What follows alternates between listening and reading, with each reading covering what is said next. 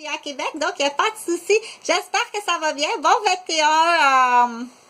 21 septembre, alors je reçois dans mon loft où je fais des enregistrements maison. Donc, je suis auteur, compositeur, interprète de mes enregistrements maison. Donc, c'est tout le temps difficile à aller départ. La première vidéo de la journée, partir pour commencer, c'est comme, il y a comme tout le temps, on dit, une mise à point de la totalité du décor et puis de la personne et puis les recommandations, ne pas faire ci, ne pas faire ça, qu'est-ce qui se fait puis qu'est-ce qui se fait pas. Donc, ça semble, comme on dit, comme tout le temps, un certain trac à chaque fois parce que c'est pas des textes que je lis comme ça, là, qui sont sur un projecteur, pas du tout. Donc, c'est improvisé à partir de savoir que je dis, bon, c'est sûr, tout en faisant mes choses comme tout être humain, hein, comme tout être humain, on a des choses à la base, on dit répondre à ses besoins, ses vécus de base. Donc, comme j'ai souvent expliqué puis encouragé mes patients, dire ne néglige pas tes vécus. Si quelqu'un monopolise ton temps, puis que tu négliges tes vécus, c'est là qu'on dit apprendre à ses patients ou apprendre à ses membres de la famille, dire tu monopolises trop de mon temps, je suis même plus capable de répondre à mes vécus. Voici la preuve. Mes ongles d'orteil sont pas coupés. Mes pieds sont pas entretenus. Voici une autre preuve, si dans le cas d'un homme, j'ai même plus le temps de me faire la barbe, j'ai même plus le temps de nettoyer mes gouttières, de tondre mon gazon, parce que j'essaie tout le temps de dire de faire de la part et de l'homme et de la femme, de parler pour les deux, mais c'est sûr que je peux pas passer dans la tête d'un homme à tout coup, tu sais.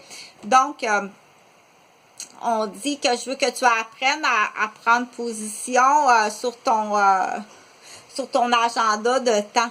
OK?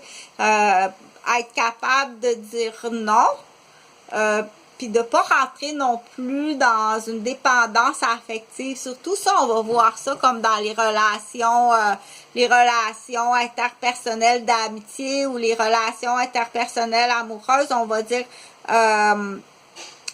la difficulté à dire non, non, je peux pas parce que là, je vais négliger quelque chose quelque part, puis pour certaines personnes, la part de perdre sa relation, la part de perdre l'être qui est convoité, qui est aimé, en disant non, mais c'est pas supposé d'être, c'est pas supposé.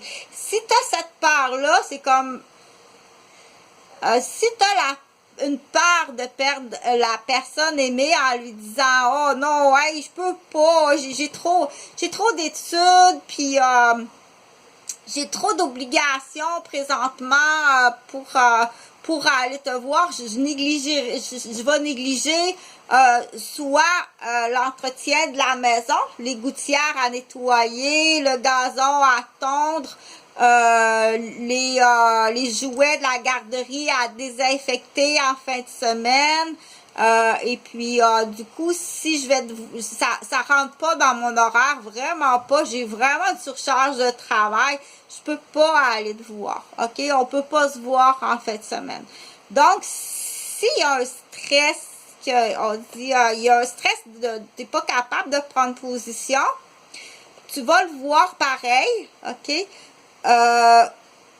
Ou tu dis ah, je suis capable, puis que tu es rendu, que tu te lèves à 5 heures le matin, puis que tu te couches à minuit, à tous les soirs, 7 jours sur 7, pour arriver à que tout soit fait pour à la fois répondre à la demande dans la relation amoureuse affective, OK, qu'elle soit à l'extérieur ou à l'intérieur de la maison, dire je suis pas capable de prendre position, ou si je l'ai pris position, mais j'ai été